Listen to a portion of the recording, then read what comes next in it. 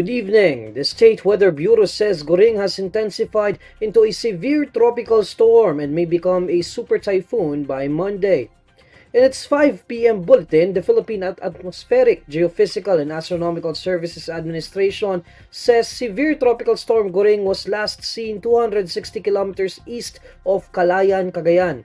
Goring now carries maximum sustained winds of 110 kilometers per hour with a gustiness of up to 135 kilometers per hour. According to Pagasa, Goring is still seen to rapidly intensify and become a typhoon by Saturday. The State Weather Bureau also forecasts Goring to attain its maximum strength by Monday and potentially become a super typhoon. Tropical cyclone wind signal number 1 remains over Batanes, the eastern portion of Babuyan Islands, the eastern portion of mainland Cagayan, and the eastern portion of Isabela. State meteorologists expect Goring to enhance the southwest monsoon or habagat, bringing occasional rains over the western portions of central Luzon and southern Luzon starting Saturday. The enhanced habagat will also dump rains over the western portion of Visayas starting Sunday. Meanwhile, Pagasa is also monitoring a low-pressure area outside the Philippine area of responsibility, but it currently has no direct effect on the country.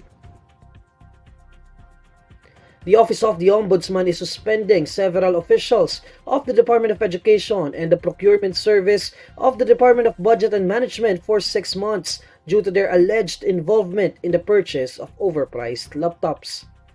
An order signed by Ombudsman Samuel Martires names 12 officials from DepEd and PS-DBM who will be suspended for 6 months without pay. Included in the list are DepEd Finance Division Head Undersecretary Annalyn Sevilla, DepEd Administration and Procurement Head Undersecretary Alain Del Pascua, and the former PS-DBM Head and DBM Undersecretary Lloyd Christopher Lau. According to the Ombudsman's order, there are sufficient grounds to suspend the officials as there is strong evidence showing their guilt. The Ombudsman also notes the charges of grave misconduct, serious dishonesty, and gross neglect of duty against the officials may lead to their removal from office. All of the officials were subject of complaints filed by Senate Blue Ribbon Committee Chairperson Senator Francis Tolentino. The issue started with a Commission on Audit report stating that DepEd in 2021 had purchased expensive laptops that contained low-end processors, which was transacted through PS-DBM. The Ombudsman order cites a Senate-approved report saying the respondents conspired to facilitate and generate an overpriced contract of 2.4 billion pesos. The Department of Foreign Affairs says the newly launched Philippine e-visa system proves there is more to the bilateral relations between China and the Philippines other than the ongoing West Philippine Sea conflict. In a message to INQUIRER.net, DFA Undersecretary Eduardo de Vega says the dispute in the West Philippine Sea was never the sum total of the country's relationship with China. This statement comes as the new e-visa system will be pilot-tested in Shanghai, China. On Thursday, the DFA launched the Philippine e-visa system, which will allow tourists to apply for and obtain visas online, making it easier for them to visit the country. De Vega says the initiative will strengthen the country's economic promotion drive as it will facilitate the issuance of visas for thousands wishing to visit the Philippines for tourism or business purposes. The Bureau of Immigration says the processes for deporting tourists remain unchanged following the release of new guidelines for deporting Filipinos. Bureau of Immigration Commissioner Norman Tansinco clarifies that the added documentary requirements would not cover tourists who will depart the Philippines. He adds that the guidelines have existed since 2012 but were refined this year. Meanwhile, Justice Secretary Boying Remulla says these new guidelines would only streamline the process and would not pose a burden to departing tourists, adding that more than 95% of departing Filipinos would not need to present more documents apart from the basic ones. On Tuesday, the Interagency Council Against Trafficking approved and published the 2023 revised guidelines on departure formalities for internationally bound Filipino passengers, which aims to combat human trafficking.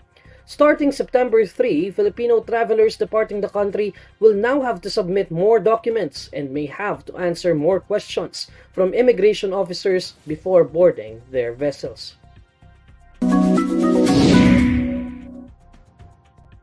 Alamin naman natin ang mainit na balita sa mundo ng showbiz kasama si Anthony Arceo ng Bandera. Hello Neil! At hello sa lahat ng kabandera natin all over the universe. Narito ang latest chika for today. Isang nakakalokang revelasyon ang isiniwalat ni Jenica Garcia ukol sa kanila ni Christian Bables. Sa kanilang guesting sa Magandang Buhay nitong Huwebes, August 24, ay napag-usapan ang kanilang friendship na nagsimula noong 2016. Habang nagkukwento sa Christian ukol sa kung paano sila nagsimula sa kanilang pagkakaibigan, ay isang pasabog ang isinawalat ni Jenica dahil bigla raw siyang nilayuan noon ng aktor.